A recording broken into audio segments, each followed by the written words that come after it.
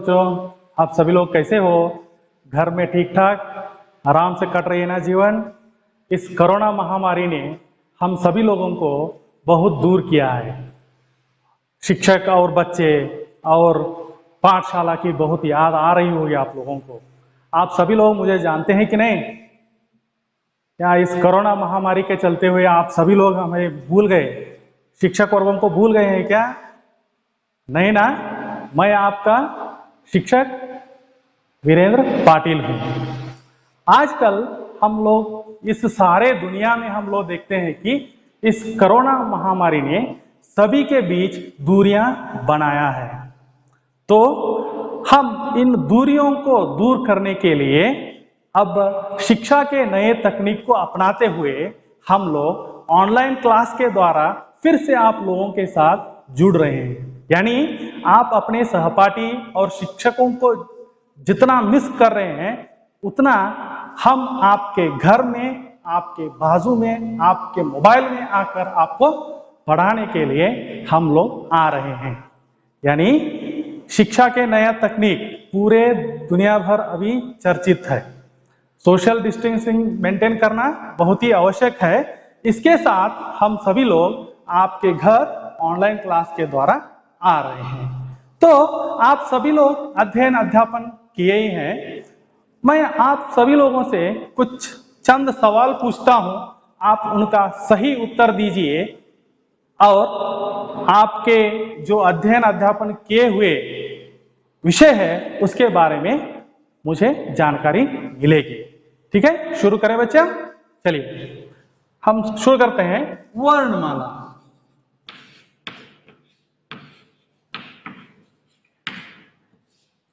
वर्णमाला तो आप सभी लोग जानते हैं, है ना? तो हम लोग वर्णमाला में क्या क्या देखते हैं? वर्णमाला में क्या क्या देखते हैं? फर्स्ट स्वर, सेकंड व्यंजन और थर्ड संयुक्ताक्षर। संयुक्ताक्षर और उसके बाद और दो आते हैं। कौन सा? अनुस्वार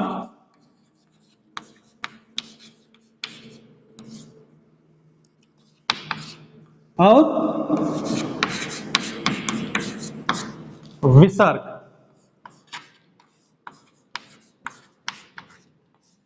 आप सभी लोग ये तो जानते हैं। स्वर का अर्थ क्या है? आप सभी लोग जानते हैं ना? स्वर किसे कहते हैं? स्वर यानी स्वतंत्र रूप से उच्चारित होने वाले अक्षरों को हम लोग स्वर कहते हैं। आप सभी लोगों को मालूम है ना क्या है स्वर?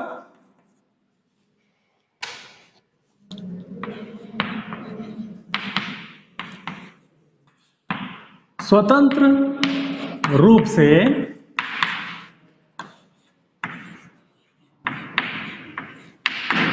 उच्चारित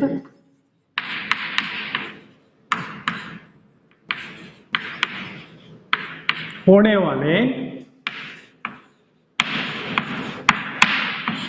अक्षरों को स्वर कहते हैं, है ना? यानी स्वतंत्र रूप से उच्चारित होने वाले अक्षरों को स्वर कहते हैं। तो स्वर कौन कौन से हैं? कितने स्वर हैं मालूम है? भूल गए क्या? नहीं ना? स्वर 11 है। कितने स्वर हैं? 11।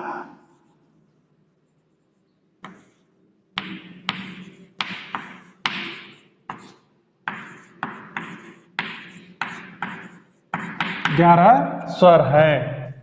11 का अर्थ कितना है? 11, है ना? वो कौन कौन से है देखेंगे।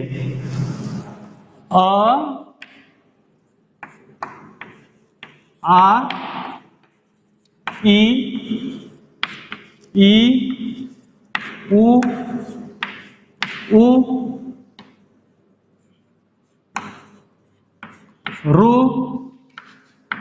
ए, आई, ओ, औ। ये कितने हैं? एक कुल मिलाकर 11 है। और आप चिंता में पड़े होंगे, अम और आहा यही भी स्वरों में आते हैं, मगर वो स्वर है या नहीं, उसे स्वर नहीं कहते, उसे क्या कहते हैं? अनुस्वार कहते हैं। अम को क्या कहते हैं? अनुस्वार, वो एक है। और विसर्ग क्या है? विसर्ग हाँ वो भी एक है ना। तो बाद में आता है व्यंजन। व्यंजन का अर्थ क्या है? व्यंजन उन्हें कहते हैं जिन अक्षरों को उच्चारित करने के लिए स्वरों की आवश्यकता पड़ती है, उन अक्षरों को हम लोग व्यंजन कहते हैं। तो क्या है?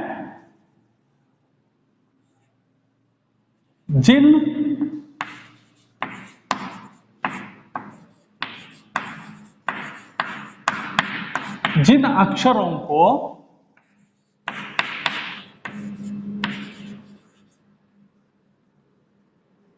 उच्चारित करने के लिए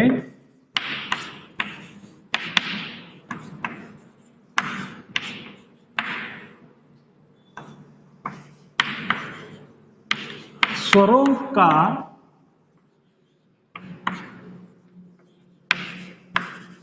सहायता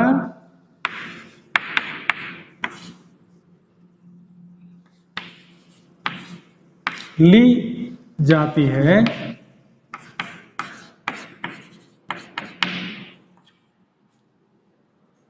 उन्हें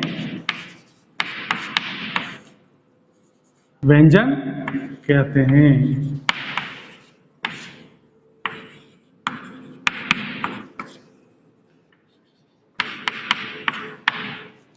तो जिन अक्षरों के उच्चारित करने के लिए स्वरों का सहायता ली जाती है, उन्हें व्यंजन कहते हैं। कुल व्यंजन कितने हैं? व्यंजन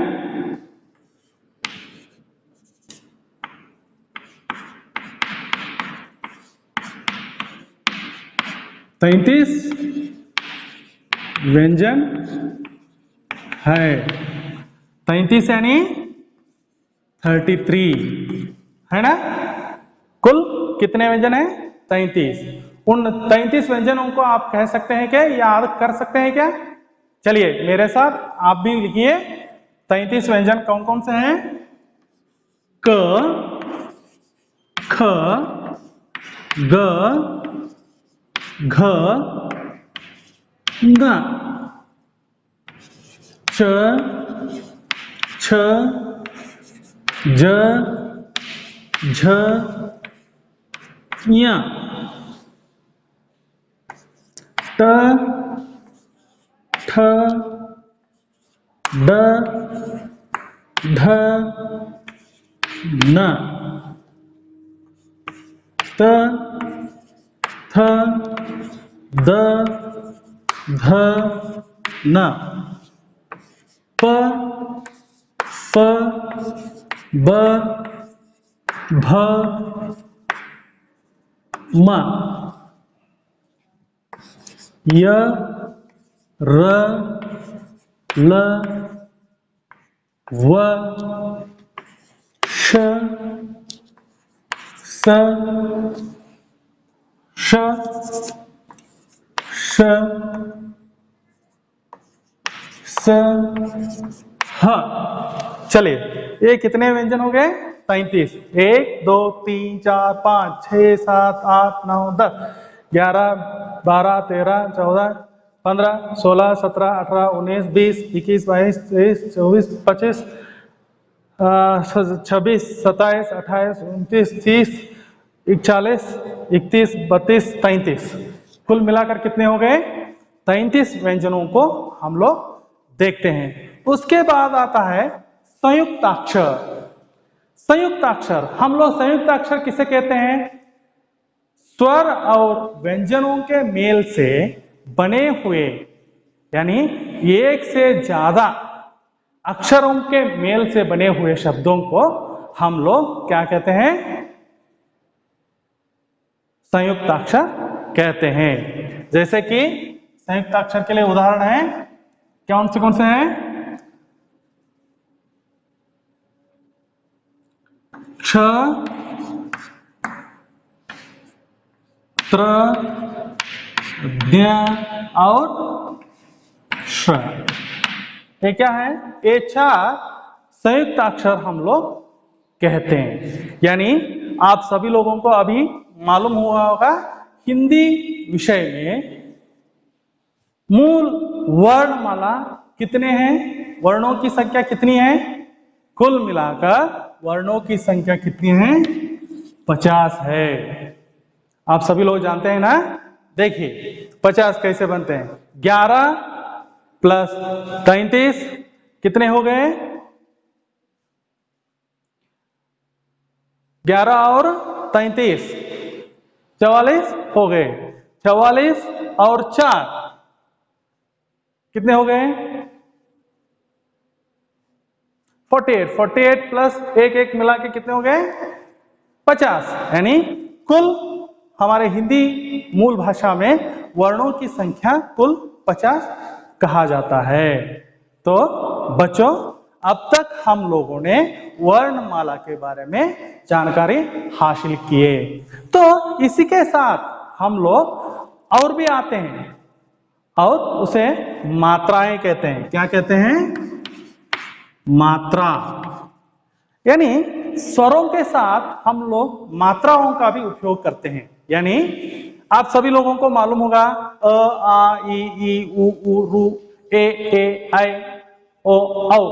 इनको लिखने के लिए हम स्वरों का, मात्राओं का उपयोग करते हैं। यानी मात्राओं के सहायता से हम लोग क्या करते हैं? 12 कड़ी लिखते हैं।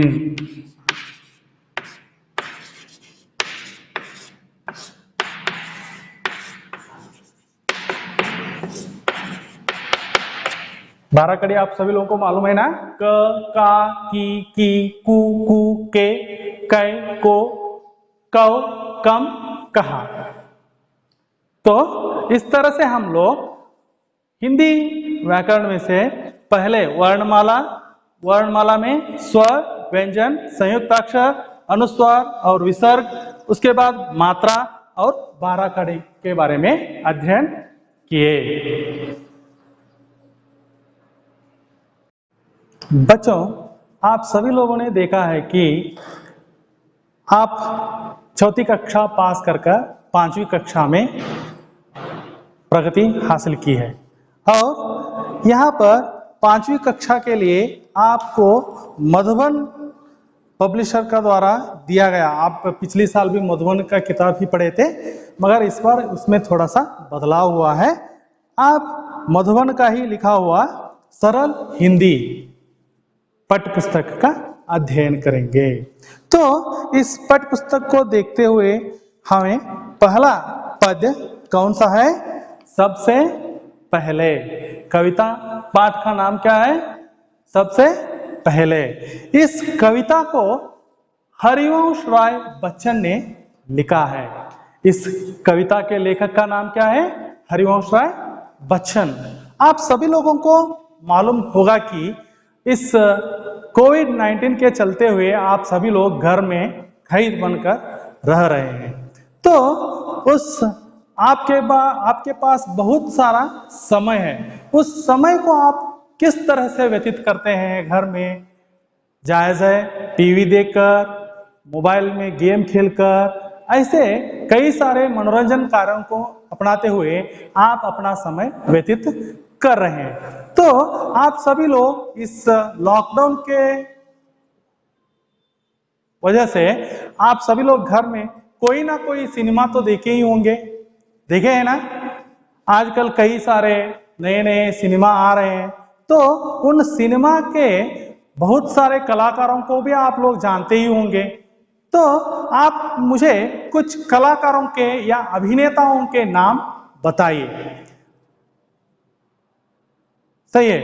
यानी अमिताभ बच्चन, शाहरुख खान, सलमान खान, अरबाज खान, ऋतिक रोशन, ऐसे कई सारे नामों को हम लोग जाने जाते हैं। मगर हिंदी सिनेमा के विषय में देखा जाए तो हमें एक बहुत ही महान कलाकार हमें नजर में आता है, उसे हम लोग शहंशाह कहते हैं।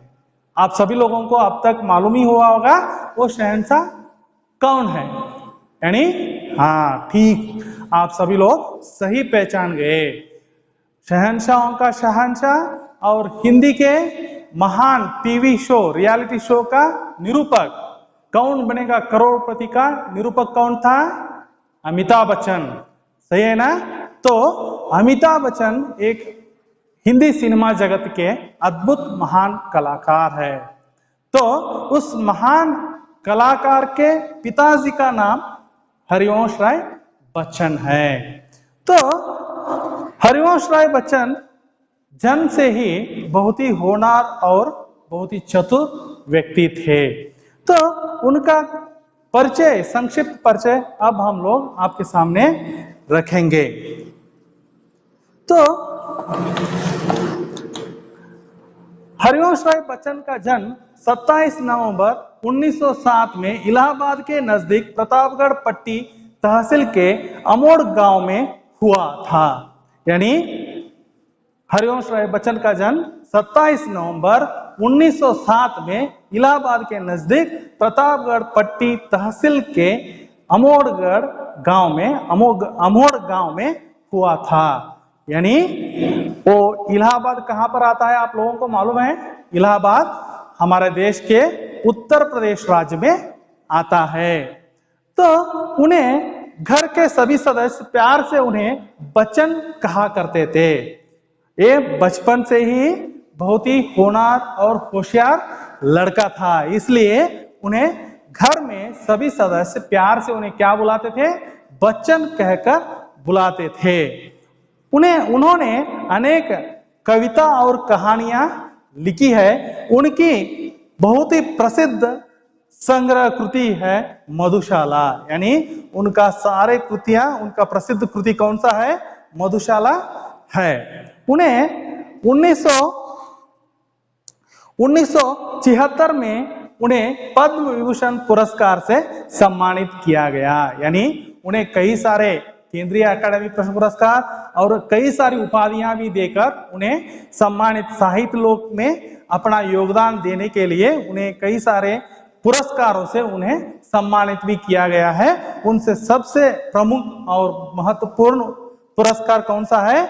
1976 में दिया हुआ पद्म विभूषण पुरस्कार। वो बहुत ही अनमोल पुरस्कार है।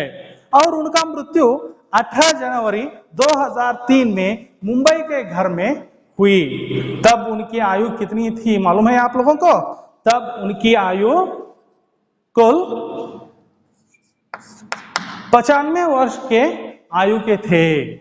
यानी वो 95 इयर्स के थे तब उनका मृत्यु 18 जनवरी 2003 में मुंबई के घर में हुई।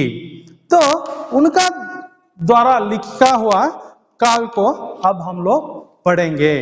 सरल हिंदी पाठमाला में पेज नंबर 9 में आप सभी लोग पेज खोलिए, पेज नंबर 9।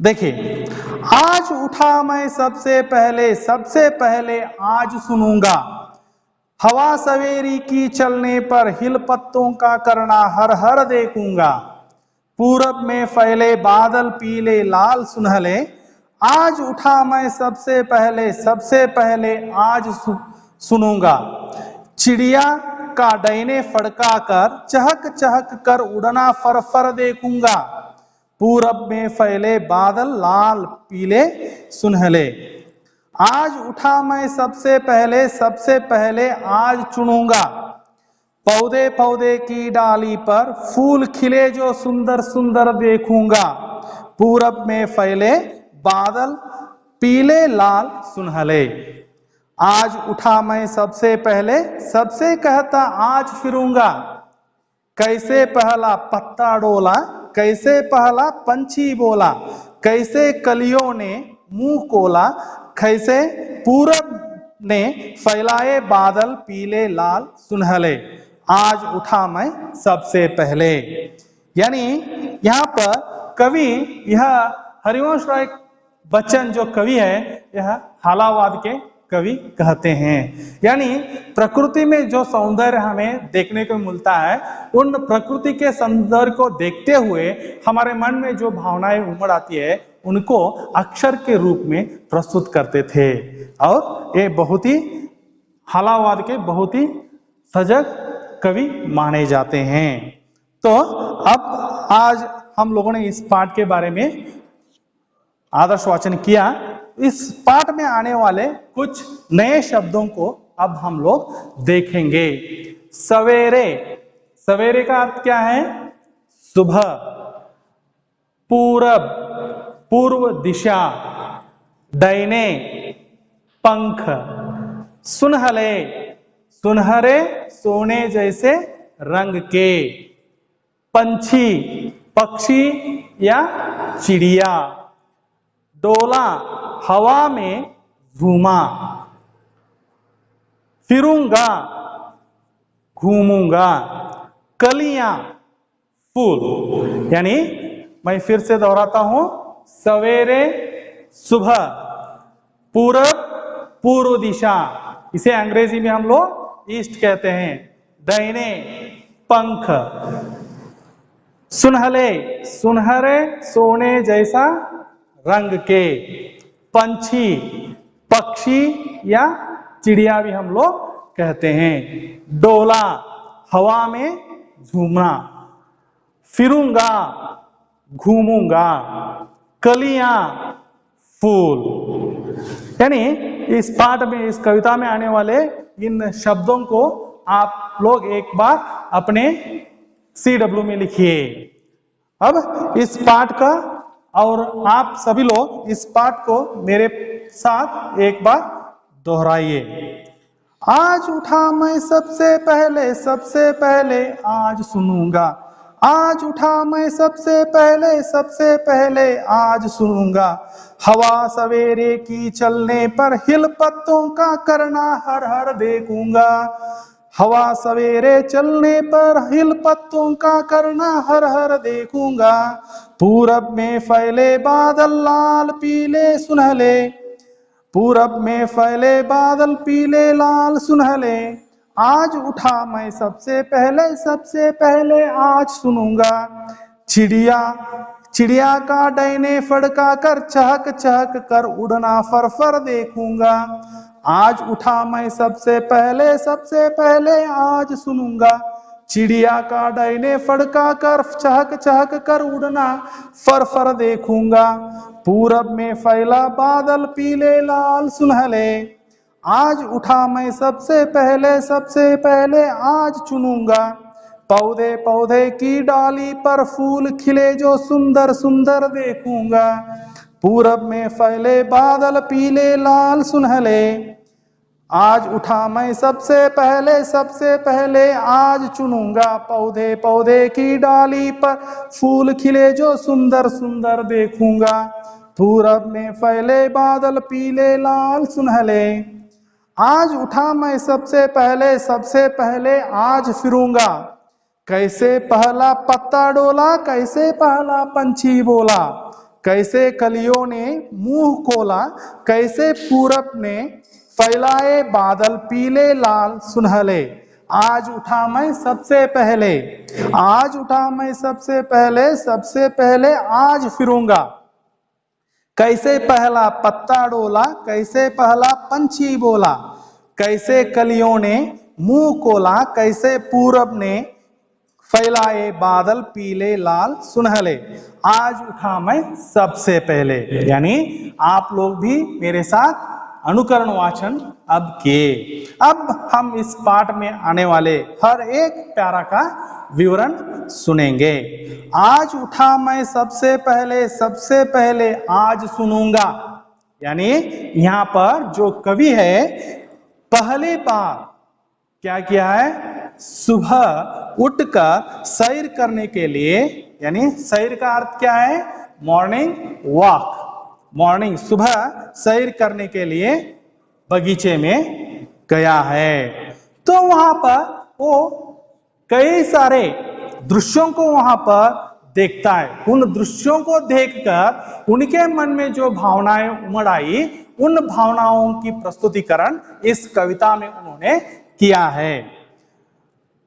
आज उठा मैं सबसे पहले आज सुनूंगा। वो पहले उठकर तैयार होकर हाथ मुंह धोकर सैर करने के लिए सुबह सुबह यानी 5:30 बजे उठकर वो सुबह सुबह सैर करने के लिए बाहर निकलता है। और वहां का नजारा कैसा था वो देखता है। हवा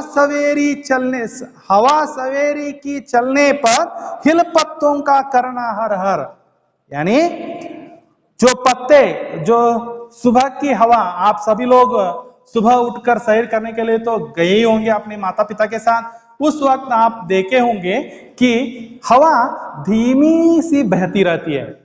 उन धीमी सी बहने वाले हवा से जो पतझड़ के पत्ते रहते हैं वो हर हर करके हिलते रहते हैं। तो सुबह के वातावरण में चारों तरफ प्रशांत वातावरण रहता है। वहां पर कोई भी शब्द या नॉइज पोल्यूशन, वहां पर कुछ भी शब्द मालिन्य वहां पर कुछ भी नहीं रहता। तो उस वक्त प्रशांत स्थल में हम लोग देखते हैं कि वहां पर पत्तों के हिलने के आवाज, हवा चलती है, हवा चलने के साथ वो पत्ते जो पतझड़ के बिछड़े हुए होते हैं वो हिलकर क्या होते हैं, हर हर करके आवाज करती है। उसे मैं सबसे पहले देखूंगा कहकर कवि यहाँ पर कहता है। और भी देखता है क्या, जैसे सूर्य उदय होते हुए हम लोग देखते हैं, आप सभी लोग देखे होंगे सूर्योदय भी देखे होंगे, सूर्यास्त भी देखे होंगे। उस वक्त आकाश में कैसे रंग दिखते हैं हम लोगों को, पीले लाल सुनहले, पीले और लाल सुनहले जैसे रंगों को हम लोग जब सूर्य उदय होता है उस वक्त हम लोग आसमान में हम लोग देखते हैं। उसे देखूंगा कहकर कवि यहाँ पर कह रहा है।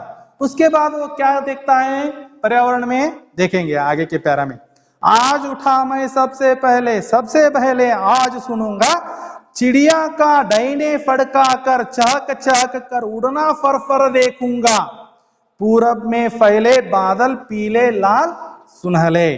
यानी जो पर्यावरण में सुबह आप उठकर अगर सैर करने के लिए जाते हैं तो आप लोग देखते हैं चिड़ियाओं की पंख फड़फड़ कर आकाश में उड़ना आप सभी लोग देखते होंगे। यानी चिड़िया क्या करता है, अपने पंख डैने पर, यानी ब्रांचेस, डैने का अर्थ क्या है यहाँ पर, पंख को फड़का कर वो क्या करता है, वो उड़ने की कोशिश करता है और मीठी आवाज करते रहते हैं। उसे मैं सुनूंगा कहकर कवि कहता है। यानी पंछियां जब हवा में उड़ते हैं फड़ फड़ करके क्या होते हैं, हमें आवाज सुनने को मिलता है, वो सुनने के लिए बहुत ही हर्षदायक रहता है कहकर कहता है। पूरब में फैले बादल पीले लाल सुनहले, जो पूरब में सूरज जब उगता है अगर उसके सामने से एक पंछी उड़कर जाता है तो उस दृश्य को मनोहर दृश्य कहा जाता है। उसको देखकर हमें बहुत ही आनंद और प्रसन्नता होती है। उसके बाद हम लोग देखेंगे उसके अगले बारे में पैरा में इन्होंने बताया है कि आज उठा मैं सबसे पहले आज चुनूंगा, पौधे की डाली पर फूल खिले सुंदर सुंदर देखूंगा।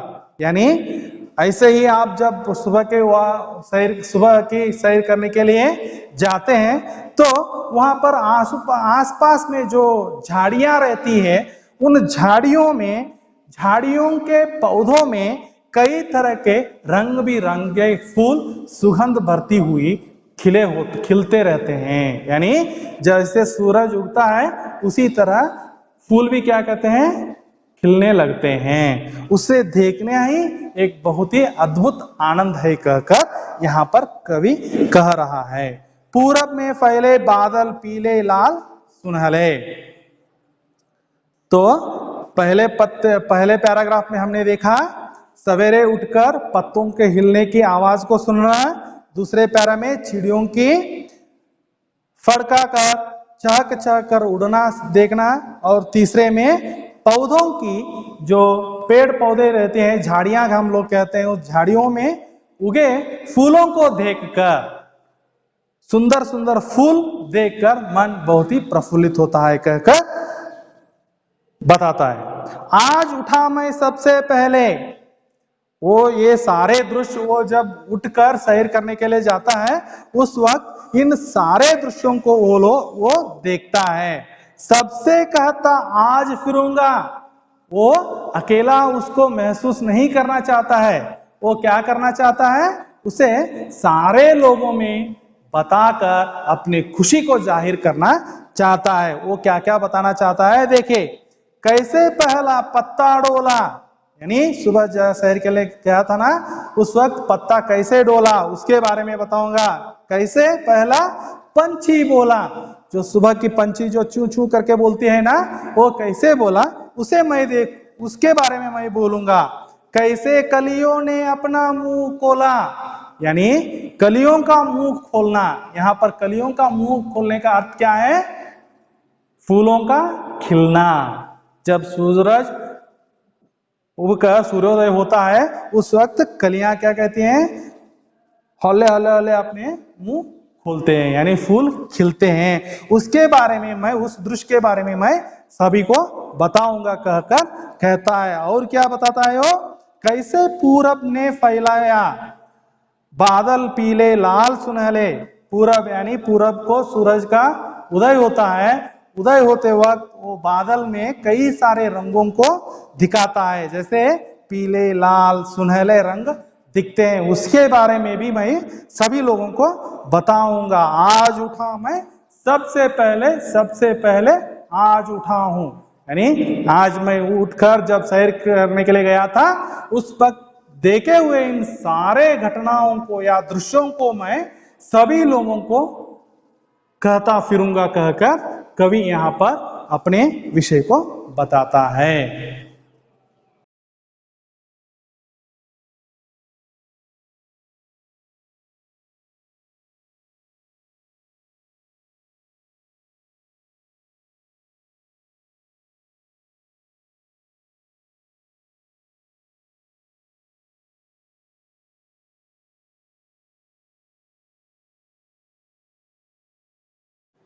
अब तक हम लोगों ने सबसे पहले कविता के बारे में अध्ययन किया और उस पद के सारे पैराग्राफ के अर्थ भी जान चुके हैं। अब आप सभी लोग गृह कार्य में यानी होमवर्क में ये सारे काम आप लोगों को करना है। सबसे पहले कविता का वाचन कीजिए, यानी जो हमने पढ़ा है उसे आप लोगों को रीडिंग करना है। सबसे पहले कविता एक बार अपने CW में लिखिए, उस पद को देखकर as it is you are going to write in your CW। शब्दों के अर्थ को लिखकर उन्हें पुनर्मनन कीजिए, यानी जो शब्द के अर्थ मैंने लिखवाए हैं उन्हें याद करते हुए पढ़ते हुए उसको CW में लिखिए, ठीक है।